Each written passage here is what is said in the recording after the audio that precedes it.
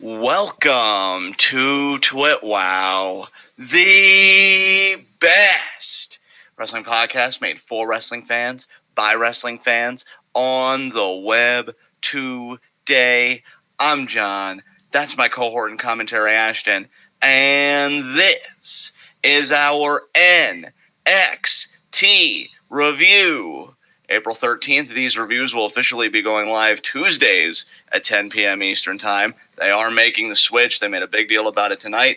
But for the present, this was the go-home show before TakeOver Stand and Deliver, which is happening next week. Night 1 happening on Wednesday, USA Network and Peacock. And then Night 2 will be Thursday exclusively on Peacock.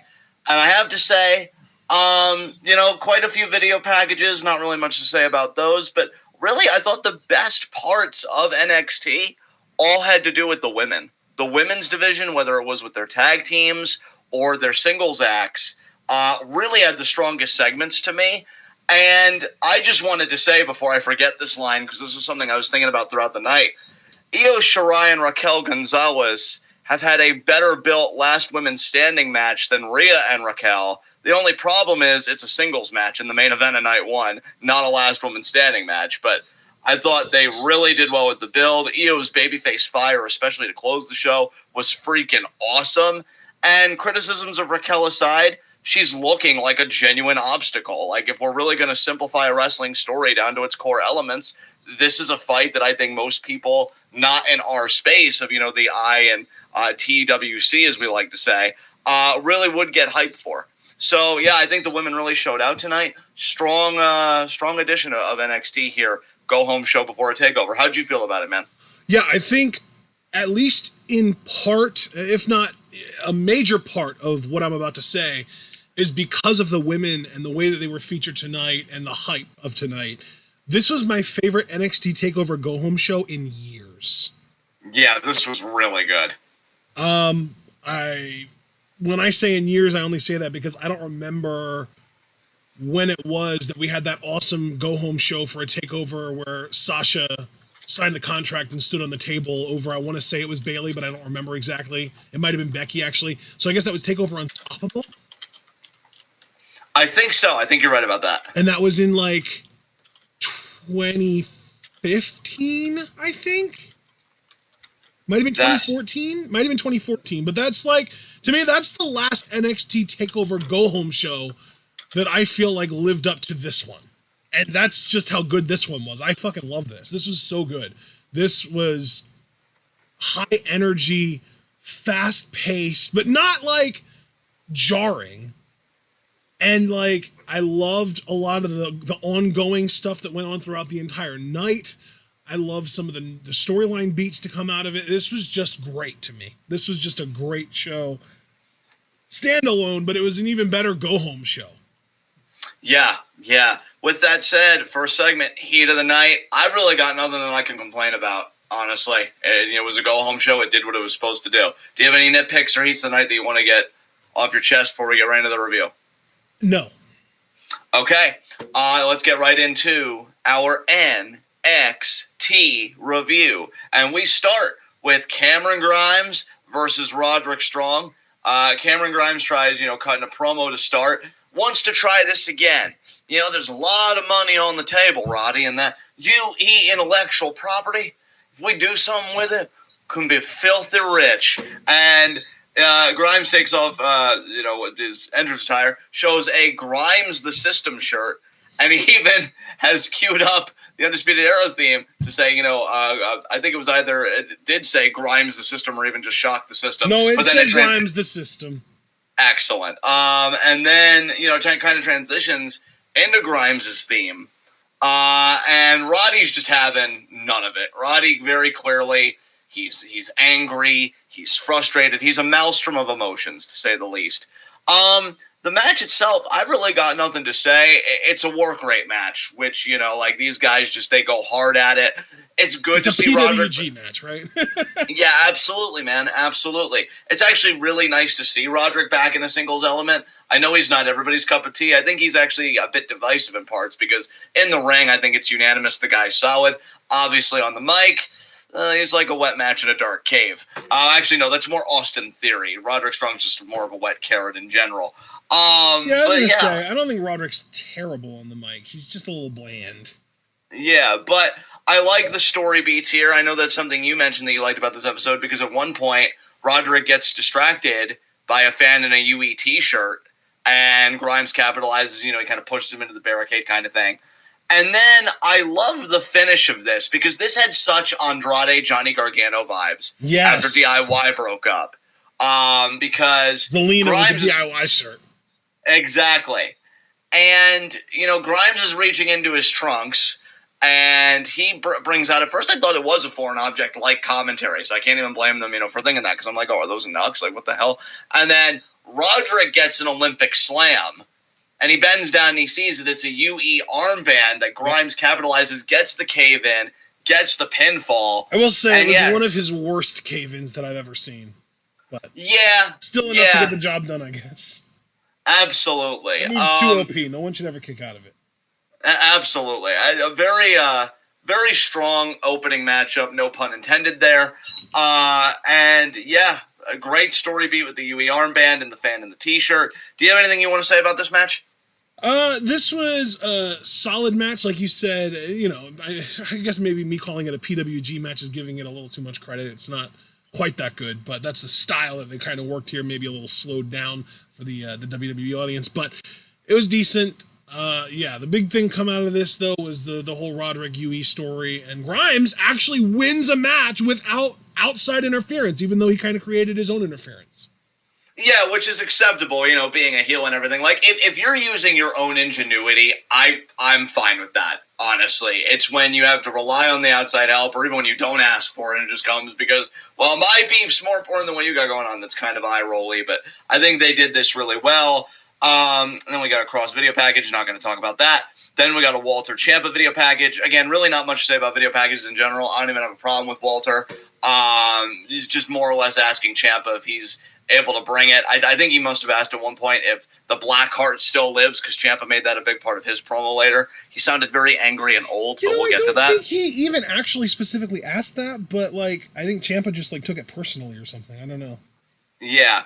But then after all of that, our Cruiserweight champion was speaking. God, it really felt good to get... Cruiserweight champion, I might add. You're damn right. And it felt good to get some quality daddy material on this show. Escobar was just slaying in that goddamn suit. I am sorry. So he was himself, is what you're saying? Yeah, exactly. It was. I looked it up. I spell checked. It was a day that ended in Y. You're goddamn right. Damn. You did the work, man. You did the work and the math. I did. Just like Escobar fucking does the work every single night, because that's what our Cruiserweight champion does. What a fucking legend. I know. Dude, you could take that title off of him, and I'd be begging for them to elevate him to the main event scene. I don't want him to lose the title at this particular time because of who he's facing, but we know all title reigns have to end. I just hope they have a plan for Escobar after the fact, because this dude, he doesn't fucking miss. Here's what I love. At times he can be quotable on the mic. Not every time, and I would even say, tonight, I think he had a quotable thing, because he says he represents 100 years of tradition. That stood out to me. Dude, I loved his promo tonight. He really does, and here's the thing. I'm not trying to be like WWE and trying to say every Latino star is the next Eddie or the next Ray or anything, but this promo gave me Ray vibes, because Ray always found a way to work a little bit of Spanish into his promos, but then he immediately translated it afterwards, and Santos did the exact same thing right here. Yeah, and dude, what I was getting ready to say about Escobar's promo skills, what I was building up to, is what I love about him compared to most acts. He just has, and I've said this before, but it bears repeating, a believability when he talks. Yeah. He talks, and I'm like, I don't doubt that. When you hear, and I don't even mean to make fun, but when you hear older wrestling fans, right, talk about, oh, it was so great hearing Ric Flair or Harley Race talk with the title because you knew, you believed it. Escobar has that effect on me, man. Yes. He talks, and I'm like, you're not beating him for that title. You're not beating him when it's non-title, for God's sakes. This dude is in his fucking bag all the goddamn time, and good luck everybody else. I love it. I'm really, because I'm always thinking about 5 Fave 5, because it's my favorite video that we do, blah, blah, blah. And, like, this dude's fucking king. Like, I'm sorry. Like, when he comes on, and I don't want to speak for you, but I'm assuming you feel the same way, my eyes light up a little bit, because I know we're getting something good. As soon as I saw him in the ring, I was like, oh, yeah, Santos. Yeah. Like, I'm not even going to be extra and do the whole name thing and get all sexual. Like, I really want to be sincere here.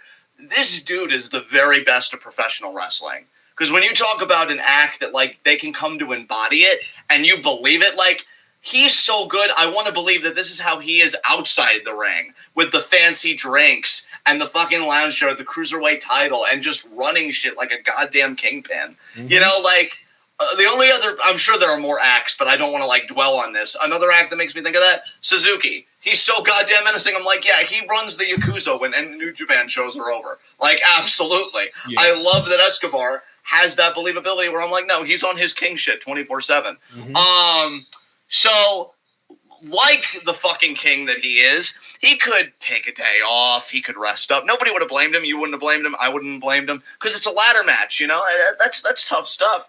He issues an open... like, Ashton, as a fellow NXT consumer, how proud are you of our NXT? Dude, this is how I don't understand how Jordan Devlin is the face here. Jordan Devlin's the biggest hypocrite of them all. He's out here talking about, oh, Santos Escobar is a paper champion. Who's the one that's out here holding an open challenge for their actual Cruiserweight Championship while you're in the back, probably eating catering, maybe being catered to, laying back, chilling, having your fingernails filed down by one of the people that works backstage? You are fucking relaxing right now. Santos is out here on the job, getting his fucking reps in, baby.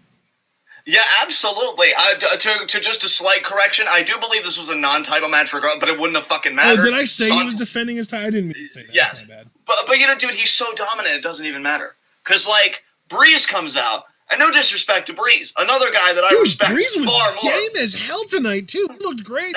He really brought it. He didn't give Santos a night off by any means. No, certainly not. But Santos won anyway.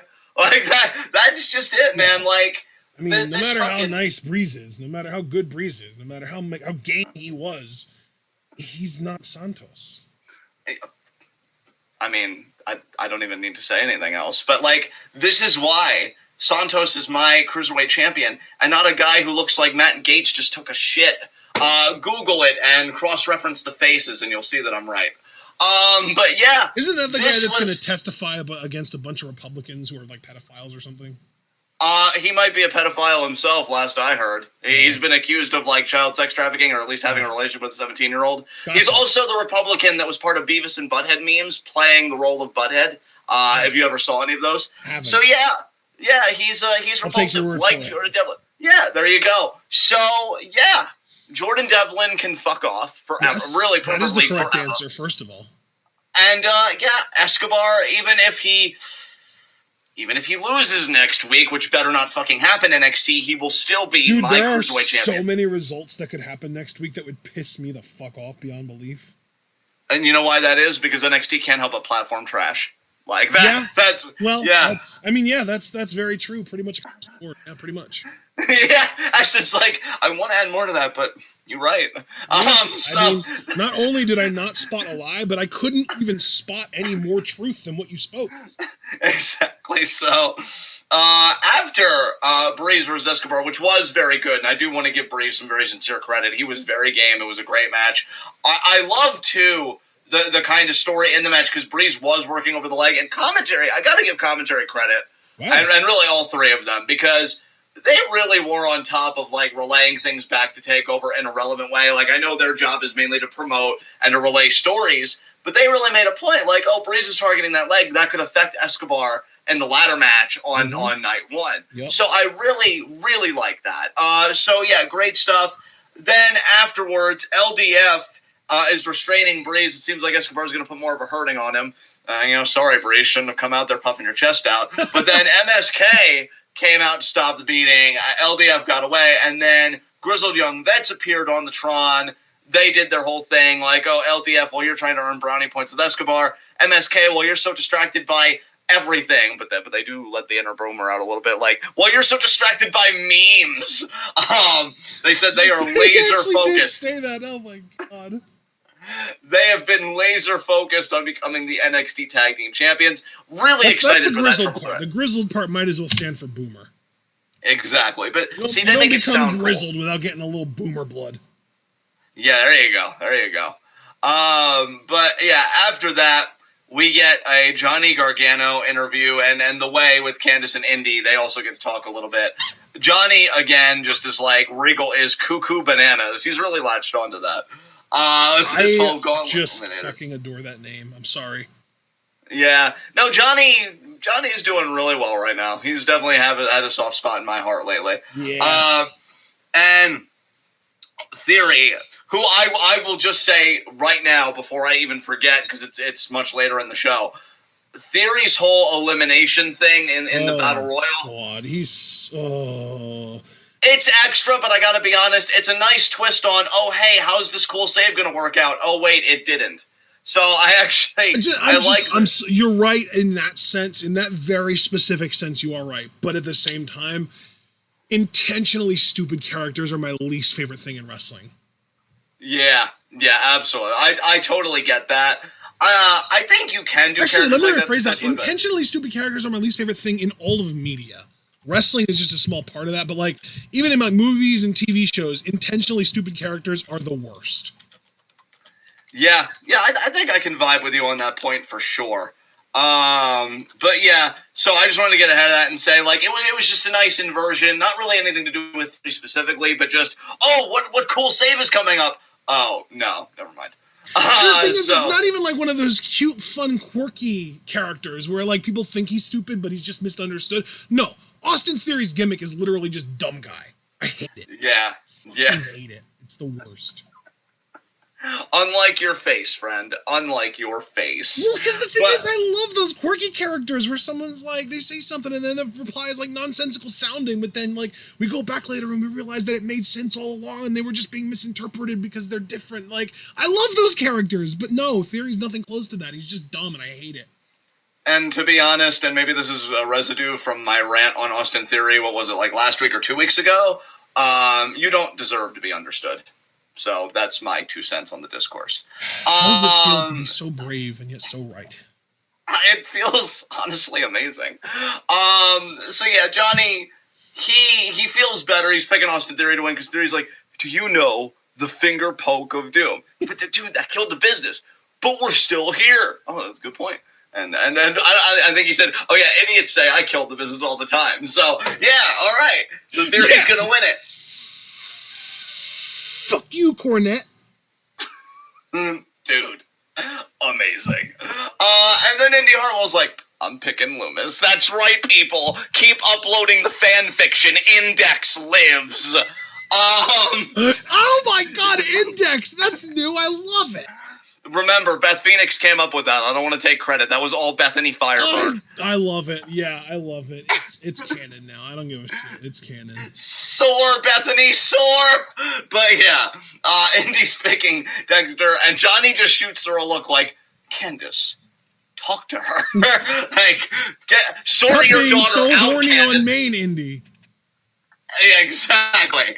And Candice is like, oh, we'll deal with that later. But right now, we hope that Ember and Shotzi are watching because we're going to send a message, blah, blah, blah. And then, they are gunning for the women's tag titles. So then after this, we get the first teaser of what we're pretty fucking sure is Taya. Holy shit. Pretty sure is an understatement. I'm certain. It's 100% Taya, and I'm stoked.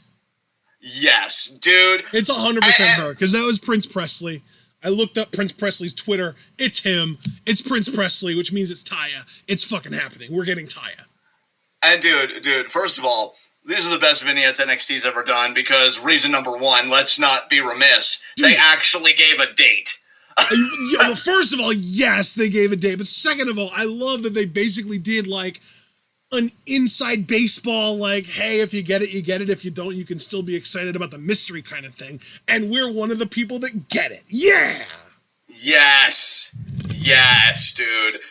I'm telling you, she is going to be so freaking amazing for this division. And you know what, dude? Honestly, the fact that she's debuting already, I'm not going to say I don't care because I still do, but it softens the blow a little bit if Raquel does beat Io, because I think Taya could beat Raquel really quickly.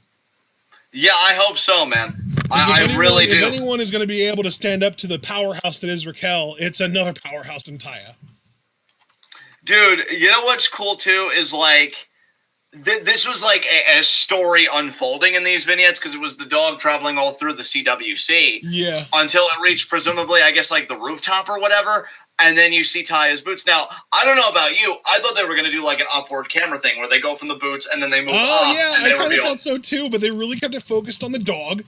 And then it said, we're coming, or I'm coming, April 13th. And then it was signed Frankie, so I'm assuming that's Pooch's name, and I really hope that's not Taya's new name. Yeah, because here's the thing, dude. I was actually thinking later, like, I'm pretty sure that Taya and Johnny have a second dog beyond Prince Presley, and I was wondering if it was named Frankie. Yeah, they do. It's Bose Malone, I believe, or something like that. Interesting. You know, I don't know. I don't think Frankie's going to be her name because, I mean, Taya, like, even, first of all, it's the name that she's built, and second of all, as a wrestling name, it's pretty fucking sweet. So, yeah, let's just hope she keeps it. I am so psyched for her. I'm not going to front. I think she's a lovely person. Obviously, I support her in Lucha Underground. I watched very little of her Impact stuff, so I'm not going to act like I've been following her closely. But it's really I'll cool just to fill have you her. in. She, as a heel, is full Valley girl at this point. Oh, interesting. Okay. When she's a heel, at least in Impact, she is straight up, like, straight out of Clueless Valley girl. Thinks she's better than everyone else, prissy type girl. But she's still just as savage in the ring, so that's cool at least. Yeah, it seems like they'll probably be going with that same vibe, with it being so dog-centric and everything. I mean, yeah, that's like Paris Hilton vibes immediately, right? Well, yeah, dude, it's so funny you say that, because I wasn't going to say Paris Hilton exactly, but I'm going to be like, watch her, as part of her entrance, carry the dog in like a really small purse or whatever. Yep. You know, when you say Valley Girl, that's what I think of. Exactly, yeah. So yeah, these teasers went throughout the night, and we know Taya is coming, because like I said, they gave a date, April 13th, and here's what I love about this. Taya gets the spotlight on their first night moving to Tuesdays. That's really cool that they're giving her that spot. Yes. Because I'll be very curious how she does in terms of the ratings. You know, how much her segment kind of draws in for people. So that was really cool. After this, we get The Way with Candice and Indy versus Gigi Dolan and Zeta Ramir. Yeah, it's okay. So Gigi Dolan is Priscilla Kelly. Everyone probably already knew that, but if you didn't, now you do. Zeta Ramir, though, is AQA. Angela Queen, I believe, Arnold. I think it was Queen Arnold. I think Arnold was her last name. I literally, every time I see her, it's just AQA. I never see her full name. But this is the woman that I actually showed John last year. She can do a shooting star press, and I've seen her do one off the top of a cage, I believe. Yes. When Ashton told me that jump-started my memory, because I honestly completely forgot who she was. But she looked good in there. She got a little bit of offense, you know, nothing too excessive. I was a little disappointed by this match. Not overall, but just by these two newer women in NXT, AQA, or what was her name again? Zeta Ramir. I gotta remember that, because if they're gonna keep that, I'm gonna have to remember that. But Zeta and Gigi, I feel like both really did not look good in this match. I feel like they both moved really slowly. Like it almost felt like this match was thrown together last minute. No one knew what was going on, and they just kind of had to improvise as best they could. There was like no time for rehearsals or anything like that, and it looked kind of rough to me. And like, especially Gigi, there was a point where she rolled away from the opponent's corner, and it looked like she was gonna get a tag, but then she like slowed herself down so that she wouldn't get the tag before they came over and tried to stop her again. And then she just escaped again anyway and made the tag. It just made no sense.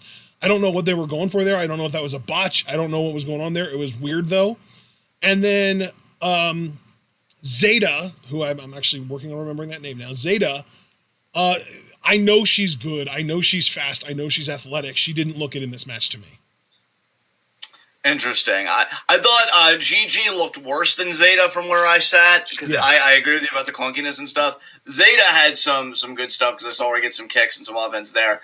But ultimately, you know, the match, I guess, was focused on establishing Candice and Indy's dominance, this really cool move. Zeta has this really cool move where she'll get her opponent in like a pump handle position, but then she'll reach over with her opposite arm and grab them in almost like a Uranagi. It's pretty cool.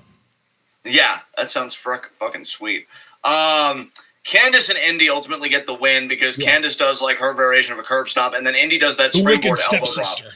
the Wicked Stepsister, thank you. Wicked Stepsister, and then Indy gets the springboard elbow drop, which looks great. This is where my highlight was, because just Indy doing this springboard elbow drop, she's so fucking good. I love her. I'm so excited for her upside. She's so athletic, and she's really tall, and she's really charismatic, and I love her accent, and I'm just really excited for Indy Hartwell.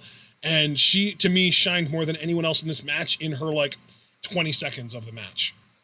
Dude, I'm telling you, ultimately when the way breaks down, because I just have this vision that when the way breaks down, it's going to be fucking Indy and Candice, maybe even at a takeover, and obviously Theory versus Gargano. I could even see Theory being the next North American champion if, he's still champion when the way does break down. And I could see Indy being, I don't know, a pretty successful babyface. Or if they'd want to keep her heel, that'd be good too. But yeah, Dude, Indy can be whatever the hell she wants to be. She's awesome. Yeah, absolutely. I agree with you 100% on the upside.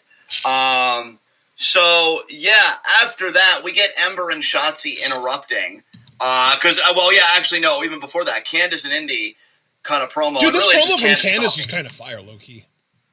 Oh, yeah, I almost really felt like, wow, Candice kind of popped off here. That's what I was thinking, too, yeah. She's like, I want the music to stop so that every woman in the locker room can hear me.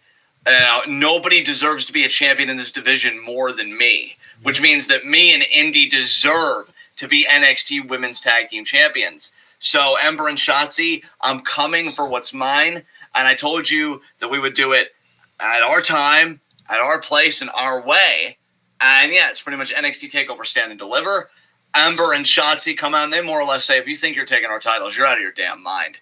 They kind of, dunk on them for that. They accept the challenge. Shotzi saying, we're going to TCB, and then Ember comes in with Ember's Law. But then they say, well, how about we get a little preview and we get in there right now, and they shoot the tank, or they shoot the ball or whatever in the tank right at Indy, and it kind of scares Indy and Candice. So yeah, really great segment, great energy. I got to tell you, to me, I feel like these NXT Women's Tag titles, in a way, have already been handled better than the main roster version. I like the champions with Ember and Shotzi. They're great in-ring workers. I think they're bringing a lot of personality to the titles. And Candice and Indy aren't bad challengers at all. And it's getting a spotlight at a takeover. So that's really cool. Dude, I'm telling you, after tonight, NXT, and I shouldn't even just say after tonight, because it's not just tonight. I feel like the last month or two, they've really put an emphasis on how strong their women's division is. And now it's like they're working even harder to really buff it up even more. Because, we had a tease of Tian Sha tonight. She's probably going to start wrestling at some point in the near future. We obviously know Taya is on her way. We literally just got a video package for Sari, a.k.a. Saray is going to be her WWE name. Last week or the week before that. They are buffing the shit up out of this division, and I'm loving it. They're really, I feel like NXT has this mindset of, we're sick and tired of everyone saying we have the second best women's division behind Stardom. We're making a run at their asses. Good. I want genuinely good wrestling all around. When we cover this shit as extensively as we do, I want to be entertained every fucking time. So yeah, you better bring your goddamn shit. After this, Io and Raquel have their first confrontation. Raquel's getting ready to walk out, have a match with Zoe Stark. Io comes in and says, "You can't kill me," and starts attacking Raquel. I'm telling you, man, everything they did throughout the night, I'm like, if you just plot me in the middle of this with no context, I would think they're doing a last woman standing match. Yeah. Just with the way they handled these segments throughout the night. Especially because there was that one where she jumped her from behind in the interview and she slammed her through the fucking wall, and then she yelled, "Stay down!" I'm like, wait, what? This isn't last woman standing? Why? Yeah, I'm really gonna have a lot to say when we preview the show. You wasted the stip on Bria. What the hell, man? Well, dude, that's exactly what I was thinking watching all of this unfold. Because, dude, Rhea and Raquel, all they had to show for it was the most awkward pull-apart fight I've ever seen. This shit was actually good. I enjoyed seeing Io keep getting back up and asking for more. It's amazing that I feel like this is Io's, some of her best stuff when, one, she's working with somebody significantly greener than she is, and two, this is so much later in her title reign. I don't want to call it the twilight of her title reign because only NXT can decide that, but, if this is one of her last feuds, man, Io showed up for this shit, man. Consummate fucking pro, and we'd expect nothing less from our genius of the sky. Yes. So, yeah, that was the first confrontation. We already talked about the Taya teasers, so I'm not going to like go through all that because we just kind of encapsulated all that in so one excited segment. for her. I'm so happy for her. She deserves this. Roderick Strong. That's what I'm saying, though, dude. If Raquel wins that title off Io, I'm going to be pissed, but have Taya take it off of her in her first defense. Oh, dude, for sure. Oh, my God, yeah. Then we have Roderick Strong walking out. Yeah, even though he was supposed to be a part of the Battle Royal, he's like, no, dude, I'm done. This was so weird to me, because then he actually didn't even show up for the Battle Royal later on. What the hell, Roddy? Again, I have a lot to say come preview predictions. This is going to be a fun preview predictions. Dude, I'm looking forward to both of our next two preview predictions, because we're going to have to do our TakeOver one on Tuesday, and then we're going to either have to squeeze our WrestleMania one in Friday night after we get done with our SmackDown review, or we're going to have to do it Saturday afternoon before WrestleMania starts. I don't know if there's a good time to do a WrestleMania preview this week. Yeah, I don't know either, man. Maybe we could just start them this shit and run through the matches real quick after our SmackDown review on Friday. I don't fucking know. Maybe we don't have to drag the preview out. We can just be like, hey, here are these matches. What do you think? I think this. What do you think? I think this. Done. But speaking of continuing the speed here, continuing the process, we got Zoe Stark versus Raquel Gonzalez. Stark, solid outing from her, I guess, but ultimately Raquel wins. And I forget, did Io try jumping her again? I think she did, right? Because then she got thrown into the barricade by Raquel. Yep. She got thrown into the barricade, and then there were 3, I think, different instances on this show where Io tried to jump Raquel, and Raquel got the upper hand anyway. Yeah. So Raquel was very dominant in this. And, just a very impressive performance from Zoe Stark. And Raquel Gonzalez gets my fucking mind. What's that? The fact that Becky Lynch wrestled on last year's WrestleMania. I feel like that was ages ago. Yeah, dude. What? Jesus. Really? Yeah. Damn. So after this match, we get a Kushida and Pete Dunne segment. I'm going to be honest, I more or less missed this. I was AFK, but I think, again, it tied back to the best technical wrestler thing. Kushida probably took umbrage with Pete Dunne claiming that title. Dude. So Kushida, you get a pass. I know English isn't your native language, and I know how fucking hard it is to learn a new language. Pete Dunne is so fucking awkward at talking. What the hell, man? Yeah. This made, he was, what? I don't understand a word he fucking said. Jesus Christ. Yeah, dude. Kushida was like, tonight nothing will stop me from winning, and then Dunne shows up and called him out for last week when he called himself the best technical wrestler, and Dunne was like, oh, I dare ya, and then he said a bunch of shit that I didn't understand, and then we just got a stare down. Yeah. I unironically understood more of the things that Kushida said in this interview than I understood of what Pete Dunne said. Well, thank goodness they're both proficient in the ring, and we can understand that clearly, I guess. I mean, they are both really, really good technical wrestlers. They're not wrong about that, at least. Yeah, we know that that's going to be night 1 at TakeOver. That got added, during the middle of the Battle Royal, so I'll just establish after they both got eliminated from it. Yeah, and Kushida had the hoverboard lock on Dunne there. But yeah, after that, we get a Cole O'Reilly video package, extra as fuck, as you more or less said in your Facebook message to me. It was so fucking long. What the hell? Most intense breakup ever. Thanks, comic book guy. You're welcome. Good production and everything, but honestly, I'm just hoping that whoever loses the unsanctioned match gets the prize, quote unquote, of being on Raw, and the legitimate prize of being on SmackDown, or the legitimate prize of being on SmackDown, I should say. Let it be a fucking call up. Honestly, I hope Roderick Strong is called up right now. Literally, I hope that he walked out of NXT for good. I hope he's going to be on one of those 2 shows this coming week, because he is we've literally seen him in the ring with AJ Styles and Shinsuke Nakamura, and he fucking won. He should be in a mid-card title feud immediately. Yeah, facts. So after this video package, we get Casey and Kaden versus Tian Sha. Damn. I continue to love this group. Again, I know Xia Li is still very limited, but from a production standpoint and just a character standpoint, damn, damn. I'm still vibing with it. I don't know what else to say. I'm still enjoying it, man. Yeah, the presentation is still amazing. It's still the best theme song in NXT right now once it kicks in. And I'm still very excited about Tian Sha actually wrestling. I actually called what would happen here in the Discord live wrestling channel. I said, I feel like this is going to be one of those gimmicks where Tian Sha doesn't actually wrestle and it's just a handicap match for Xia. And that's basically what happened. I mean, Kaden Carter did leave the ring at one point to go talk shit to Tian Sha, and Tian Sha like grabbed her by the neck or by the chin, like it was like, I don't know, like where a double chin would be if she had one, and spit mist in her face, and then she went to sleep.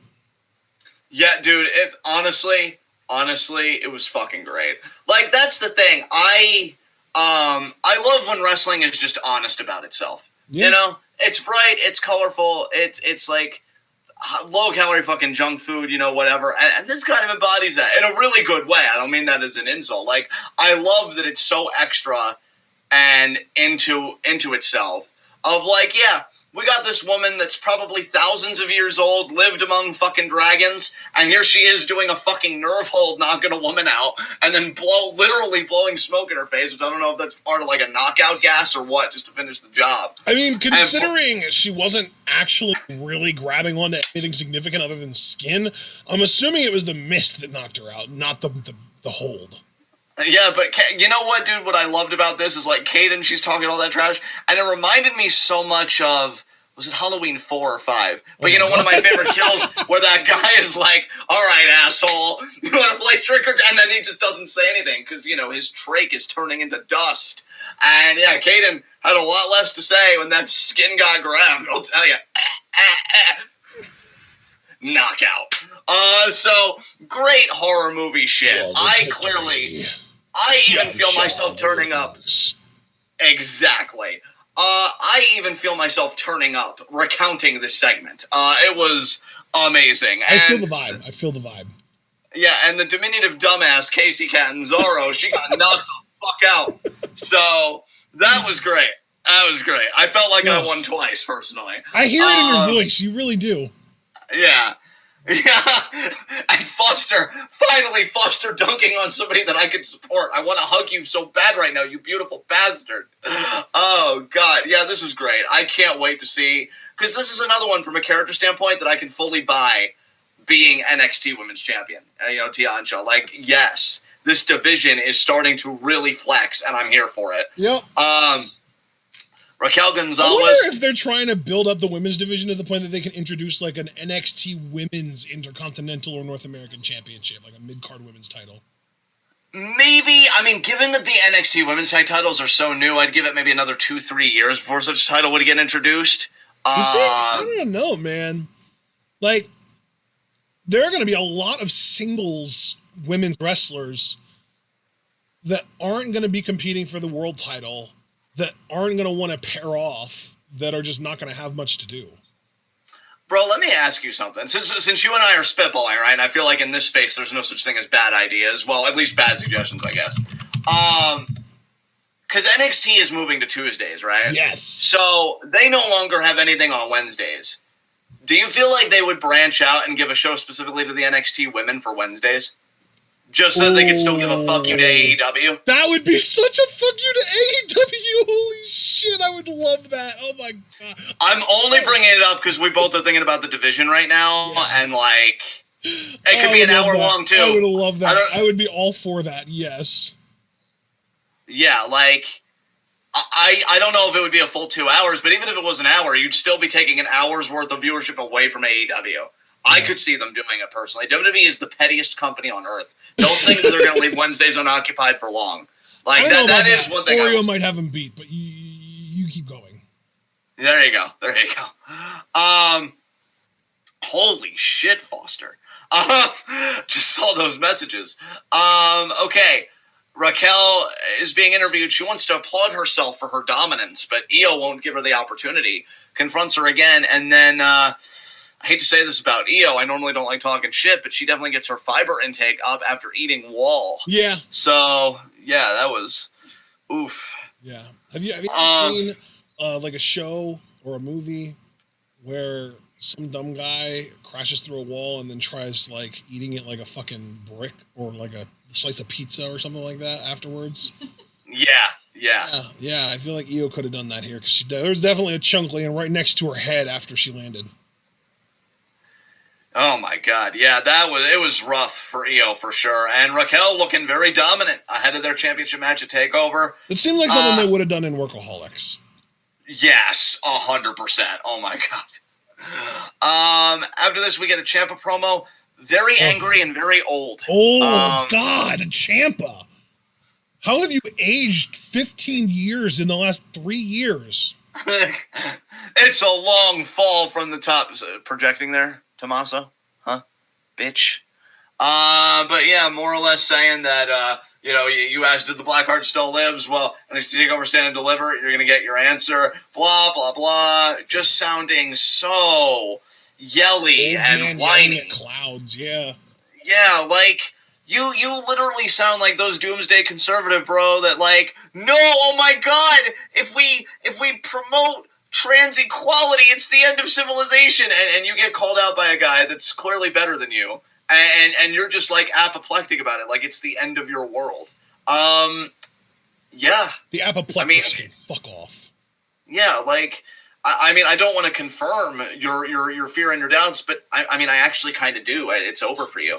Walter's going to powerbomb you, and it's going to be over for you. And I know because you're old. Take it from me. I'm 29, and I pride myself on eating Fiber One cereal. I know how much fiber is important to you at your age. Walter's going to make sure that you get your fill. I promise. And yeah, you should never aspire for anything again. You're just on fucking point. And how does it feel to be this frequently right now?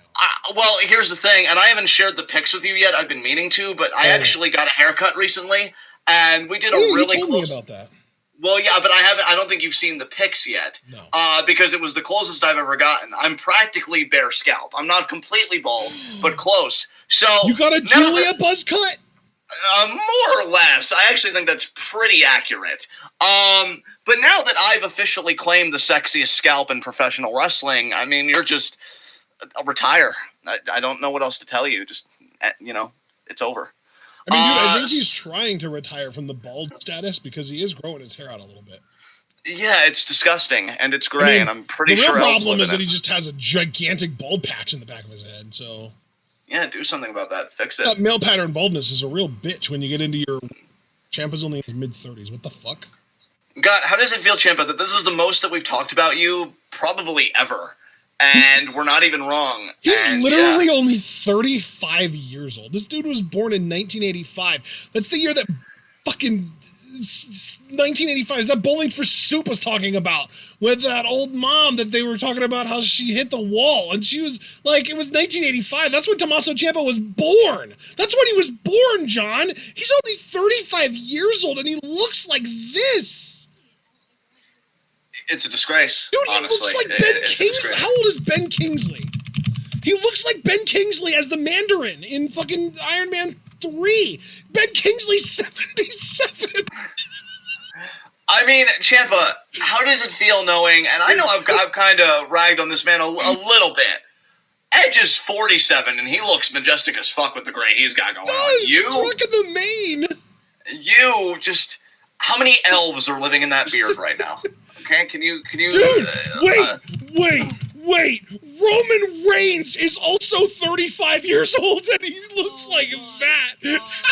Wait, I have an even better one. Drew McIntyre is 35 years old, and he looks like that. And Ciampa looks like 77-year-old Ben Kingsley as the Mandarin. Ciampa. Wait, okay, to be fair, that movie came out in 2012? Iron Man 3? What year did that come out in? 2013. Okay, so that was 8 years ago. So he was actually only 69 at the time. But Ciampa looks like he's twice his age. What the hell? See, because you made my court and commentary here go part Curtis Axel with that laugh there, Ciampa, I need you to understand, just stop what you're doing. Just whatever it is. Just even if it's just existing as so old and so angry, either de-age or retire. I really don't care which. So yeah, looking forward to Walter powerbombing his ass into the canvas at TakeOver Stand and Deliver. Then we get a Finn Balor promo. Finn Balor's 40, by the way, if we're keeping track of ages, and he looks like that. And Balor, again... 39, but still amazing. Yeah, still fucking amazing. Yeah, just another, like Escobar, a very believable champion. A very believable champion. I loved when he's... What, like 33? 36! Also older than Champa, looks way better. Yes. Oh my god. But, yeah, when Balor said that, like, the rules of TakeOver, you know, the nerves, the emotions, all that stuff, that doesn't apply to me, I'm like, god damn. Dude, he actually low-key has me believing he could pull this shit off. We're gonna have a very interesting conversation on preview and predictions, because, damn, man, Balor's confidence is at an all-time high. Can we address the fact that R-Truth, if he was, like, really, really sexually active early in his life, he could literally be Tommaso Ciampa's father? Damn. He's 14 years older than Ciampa, dude. Ciampa, what are you doing? He's 49, yeah, and he looks younger than Ciampa.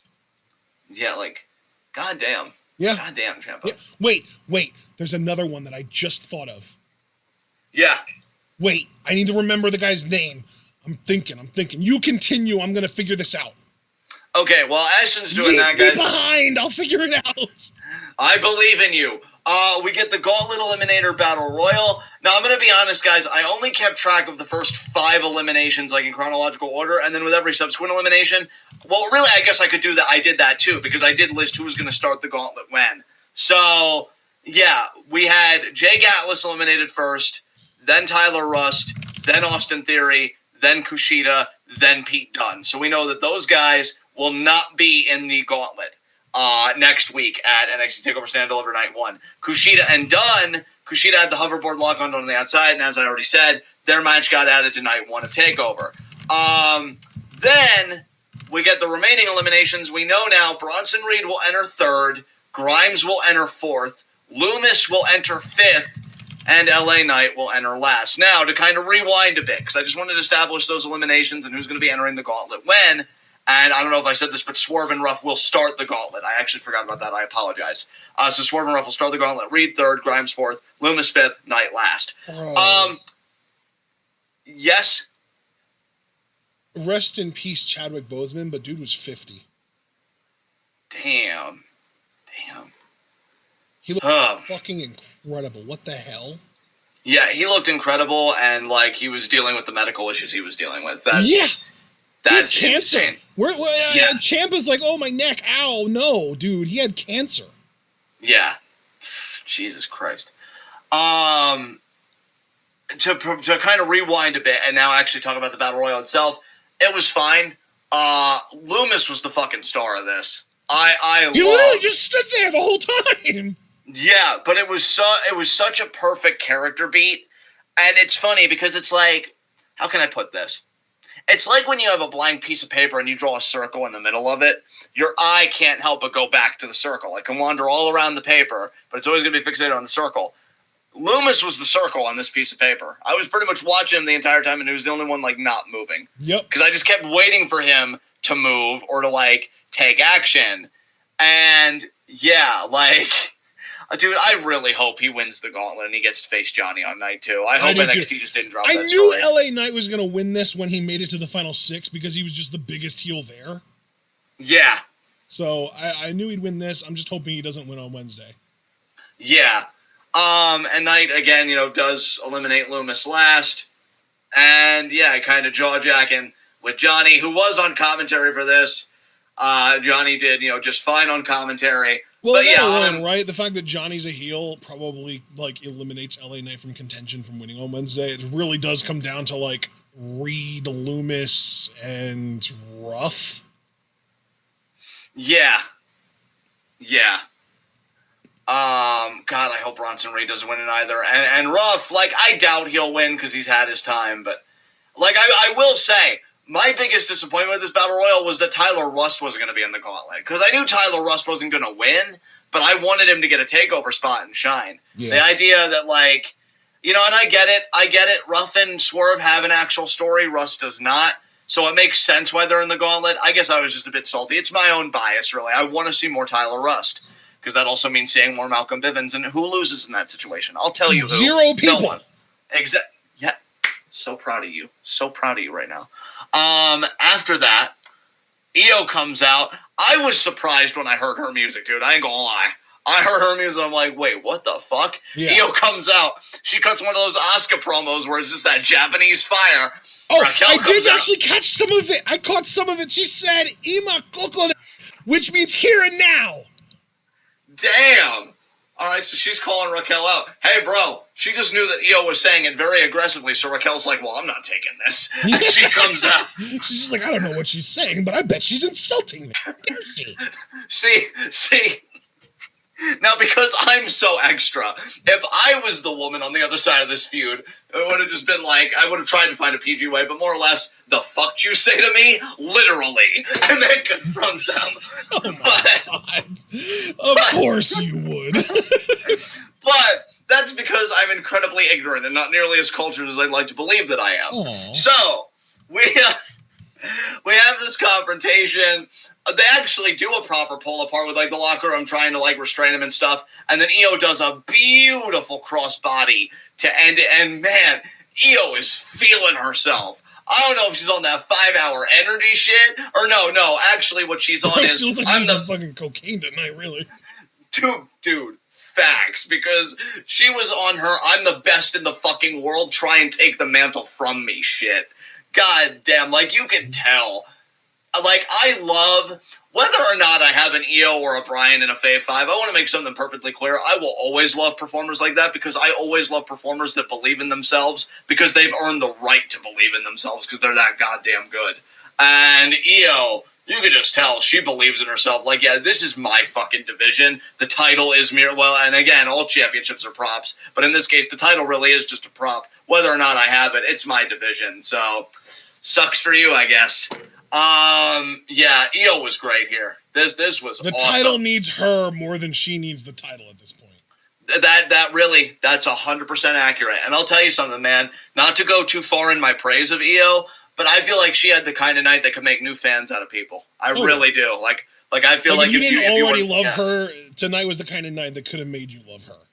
Exactly. Like, I already loved her in my own way, and I feel like I loved her even more after this episode. So, like, yeah, for sure. That was NXT, so let's get into our next segment, high spots and low shots. My low shot, I'm going to say, is Leon Ruff. I thought he was going to take Swerve out of the Gauntlet because he got the jump on him. Swerve was still in the Gauntlet, and didn't really improve Ruff's standing at all, trying to get a jump on one of the competitors. He'll still be starting this thing. So, yeah, Leon Ruff's going to be my low shot. Who's your low shot? My low shot tonight, let me look through my notes here. Let's see. Roderick Strong, because he had an opportunity, and not only did he not participate, but he lost to Cameron Grimes earlier on in the night. He got distracted by the UE stuff, and it looks like he's quitting, and he's probably going to end up on Raw, which is even more low shot material. Yeah, there you go. High spot for me is freaking easy, and I don't know if I've ever given this woman high spot, and if I have, which I'm sure I have, it's been a long time, it's fucking Io. Nice. Io had an amazing night tonight. Hell yeah. Showing babyface fire, and ending the show coming out on top, because here's the thing with high spots and low shots, at least I'd like to believe, it's not how you start, it's how you finish. Did Io have a rough night? She got put through a fucking wall. Like, this is why she's a high spot. She got put through a fucking wall, and she still stands tall. +2 to myself for the rhyme there. To end the show. Like, thank you. I really deserve this. I'm so proud. So, yeah, Io, easiest high spot ever. Like, I don't even have to scratch my head about it. She had a great night tonight. Who's your high spot, man? Dude, honestly, I think I'm just going to throw an honorary high spot out to the entire women's division, because I feel like they all really showed out tonight and made the show better than it would have been otherwise. I think it was a really strong showing for the women tonight. But I might as well just give my actual high spot to Santos Escobar. See, I was gonna keep it all in until you trilled the R's there, and it's gone. It's kind of seeping down my leg. I'll have to change after, but yes, Daddy Cruiserweight Champion. I'm gonna be honest. I'm so glad you did it because I needed it in my life, but I wanted to keep it more sincere tonight on my side of things in my praise of him. So, cut an amazing promo. Throws out an open challenge a week before he's putting his title up to a pretender to the throne, and still fucking wins. Oh God. And that's right. He didn't put up his title. He just had a match. I'm just gonna be honest. I don't even care if this is jumping the line ahead of like our preview predictions. I was visualizing one thing, watching Santos assert dominance, and God, does he know how to assert dominance? I was just thinking about. How high did your voice get just now? What the fuck? I just am imagining Devlin and Escobar fighting on top of the ladder. And then you know how they can do that spot where, like, you sandwich a ladder between the middle rope and the ladder that's, like, vertical? Yeah. Under the title? Yeah. I imagine that setup. Escobar has Devlin like on his shoulders in a fireman's carry, and he does a phantom driver onto that ladder that's like horizontal. And then he grabs the fucking title while Devlin's just prone. Oh God, no, my back, my life. I hope you lose your smile, you fuck.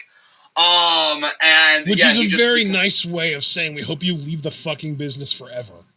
Nobody wants you here. Ever. Ever. I just feel like you can't go wrong with emphasis when you're dunking on trash. No, yeah, you're so fucking right, John.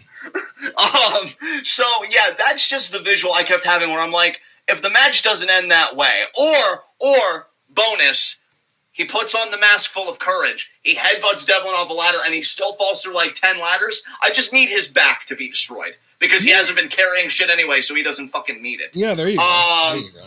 So yeah, damn, I'm worked up now. Fuck. But yeah, Escobar as our Cruiserweight Champion. Let's make it happen. Guys, this has been a sexually...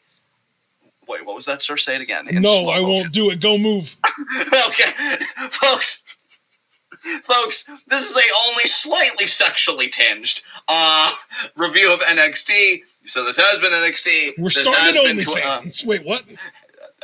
Dude, honestly, it's inevitable. Truthfully. The best wrestling podcast made for wrestling fans, by wrestling fans, on the web today.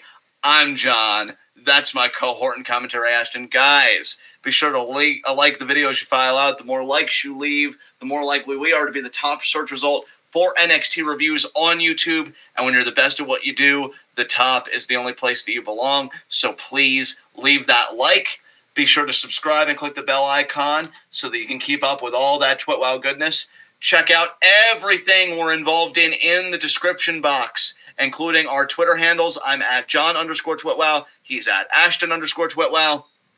Ashton's pin tweet is the TWitWoW schedule for the month. We're currently still on March because it is March 31st. We'll be switching over to April in less than an hour here. So I know Ashton will have the April schedule up in a few days. It's going to be fucking stacked, y'all.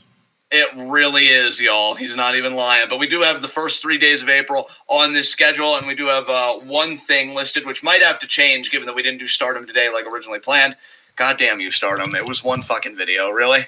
But, yeah, you can always check out Ashton's pin tweet for the TWitWoW schedule. My pin tweet, on the other hand, is dedicated to collecting Q&A questions. Q&A number 57 will be on April... Yes. Will be on April 29th. Non-Patreon owners get 3 Q&A questions. If you donate $1, though, you get 2 additional Q&A questions for a total of 5 when 3 ain't enough. If I were you, however, I would donate $3 to the TWitWoW Patreon, which you can find a link to that below and see our price breakdowns, our offerings for our patrons. Because not only do you get the 2 additional Q&A questions, you also get access to the TWitWoW Discord. We know Dominic Adams has come back to the Discord. Wonderful to have him back. He's a great fucking dude. It's a great fucking community. You should be a part of it. So yeah, $3 gets you all of that. And we do Among Us Mondays. Why? Because we're the cool kids now. That's how it works. So yeah. New map Among Us. We got that new map today. Yes, what he said very excitedly. Airship. Yeah, that's right. So be sure to join us for those. And again, Q&A is April 29th, so be there. And guys, I'm really just going to round out this schedule. We're changing it now to tomorrow, April 1st, and this is not an April Fool's joke. Fuck that holiday. 5 p.m. Eastern Time, we will be covering the Stardom March 28th show, because we're waiting for the full show to get up. It's just easier to react to. And then, actually, I noticed for Friday, April 2nd, you didn't have our SmackDown review on here. Was that an oversight? No, I didn't have it on there because I didn't know for sure that we'd be doing it, because it's a Patreon-dependent thing. Oh, you know what? You're right about that. I just wanted to check in with you on that. So, it's guys, looking like we're going to just be doing it, though. All right, yeah. Then we'll just assume tentatively that 10 p.m. each time, it'll be a SmackDown review, as, again, we're on the road to WrestleMania, and we'll have to see what Edge is angry about on Friday, because he's definitely popped the fuck off. So, yeah, and then I'm guessing, like, no Stardom shows potentially, maybe? I don't know what Stardom's doing, if they're coming or going, but you can... There's no Stardom shows between now and the 4th, but the 4th is the big one. Right, of course. Because we'll react to that as soon as it goes up, which, knowing Stardom, will probably be like Thursday. Yeah, that sounds about right. So... That's the Thursday, though. That's TakeOver. What the fuck are we going to do? I guess we're going to have to start reacting to Stardom at like 3 o'clock or something. Yeah, it really is going to have to be one of those days, bro. Like, hey, nobody does it like TWitWoW does it. We adapt. Our faces are just that excellent. So we'll see you guys tomorrow at 5 for the 328 show, because Stardom was like, I know it's one video, but I don't really feel like it. I'm starting to wonder if they're even going to bother with a full show, because they've already started uploading the night show. Are you fucking serious? Mm-hmm. Dude, if that's the case, we really could have just done this shit today. Oh, fuck you, Stardom. I love you, Stardom. I love you, but goddamn. You know what you did. Yeah, you really do. You know what you did. And the thing is, you don't even feel bad about it, which I can't even call out because that's such a me thing, but how dare you out me? Fuck you. So... That's how boomers pronounce meme. Oh, God. Put them all in a home. Fuck. Well, I mean, yeah, a home with fucking engine in it and rocket ships and send it to the sun, yeah. Yeah, or if they're like, oh, but we should treat them like people, fine. But you know what? Like, there's no Fox News on any of the televisions. Not going to feed them any of the propaganda when we steal them all from society there. So, yeah, we'll see you all at 5 tomorrow for Stardom, who just decides our upload schedule's whatever we want it to be. Why? Because fuck you. That's why. See you then, guys, for the best women's wrestling on the planet. Until then, be good to yourselves, be good to each other, be good to your faces, because they're all fucking excellent. And until then, tune in. Peace out.